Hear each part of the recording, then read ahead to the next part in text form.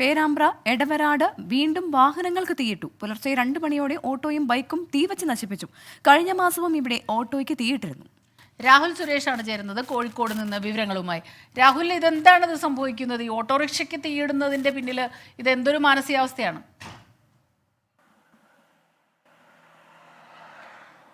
സ്മിത, കോഴിക്കോട് പേരാമ്പ്രയ്ക്കടുത്തുള്ള എടവരാട് ഇന്ന് പുലർച്ചെ 2 മണിയോടുകൂടിയായിരുന്നു സംഭവം നടക്കുന്നത്. എടവരാട് സ്വദേശിയായ മോഹനന്റെ ഓട്ടോയും ഷിബിന്റെ ബൈക്കുമാണ് അഗ്നിക്കിരയായിട്ടുള്ളത്.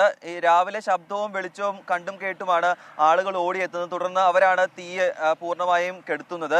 ഈ ആളുകൾ പറയുന്നതനുസരിച്ച് കഴിഞ്ഞ മാസം സമാനമായ ഒരു സംഭവം ഈ പ്രദേശത്തുണ്ടായിരുന്നു. കഴിഞ്ഞ മാസം ഒരു ഓട്ടോയാണ് സമാന രീതിയിൽ തീ വെച്ച് നശിപ്പിച്ചിട്ടുള്ളത്. അതിനെ തുടർച്ചയെന്നോണമാണ് ഇന്ന് പുലർച്ചെ വീണ്ടും ഒരു ബൈക്കും ഓട്ടോയും കത്തി നശിച്ചിട്ടുള്ളത്. എന്നാണ് ഇതിന് പിന്നിലുള്ള സംഭവം എന്ന് സംബന്ധിച്ച് പോലീസ് അന്വേഷണം ആരംഭിച്ചിട്ടുണ്ട്.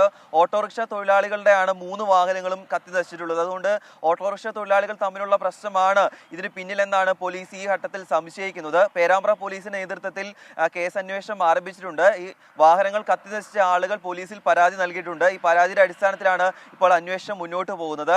ഈ സമീപ പ്രദേശങ്ങളിലുള്ള CCTV ഫുട്ടേജുകൾ ഉൾപ്പെടെ പോലീസ് ശേഖരിക്കുന്നുണ്ട്. അതിന്റെ അടിസ്ഥാനത്തിൽ കൂടിയാണ് അന്വേഷണം മുന്നോട്ട് പോകുന്നത്. എന്താണെങ്കിലും ഓട്ടോ ഓടിച്ച് ജീവിതം മുന്നോട്ട് നയിക്കുന്ന ആളുകളാണ്.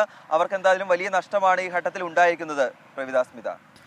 ശരി, രാഹുൽ സുരേഷാണ് വിവരങ്ങൾ നൽകിയത്. ഞാൻ ആലോചിക്കായിരുന്നു സ്മിത, എന്തിനാണ് ഇവർ ഇത് ചെയ്തത്, ആരാണ് ചെയ്തതെന്നുള്ള കാര്യത്തിൽ വ്യക്തത വന്നിട്ടില്ല. പക്ഷേ ദേഷ്യത്തിന്റെ പുറത്ത് ഒരാളുടെ ജീവനോപാധി, പ്രത്യേകിച്ച് ഓട്ടോ തൊഴിലാളികൾ എന്നൊക്കെ പറയുന്നത് അവർ അത്രയും കഷ്ടപ്പെട്ട് അതിനു വേണ്ടി ജീവിക്കുന്ന ആളുകളാണ്. അങ്ങനെ അന്നന്ന് കിട്ടുന്ന കൂലി കൊണ്ട് ജീവിക്കുന്ന ആളുകളാണ്. അപ്പോൾ എന്തായാലും അത് വളരെ കഷ്ടമായി പോയി എന്ന് തന്നെ പറയേണ്ടിയിരിക്കുന്നു. തീർച്ചയായിട്ടും എന്തിനാണ് ഈ മനുഷ്യർ ഇങ്ങനെയൊക്കെ? എപ്പോഴും നമ്മൾ വിചാരിക്കും കുറച്ചൊരു ദേഷ്യവും പകയൊക്കെ അടക്കി വെച്ച് കഴിഞ്ഞാൽ അതൊന്നും നമുക്ക് ഗുണം ചെയ്യില്ലല്ലോ. ഇതുപോലെ ഒരു മനുഷ്യൻ ഇനി എങ്ങനെ അദ്ദേഹം ജീവിക്കും?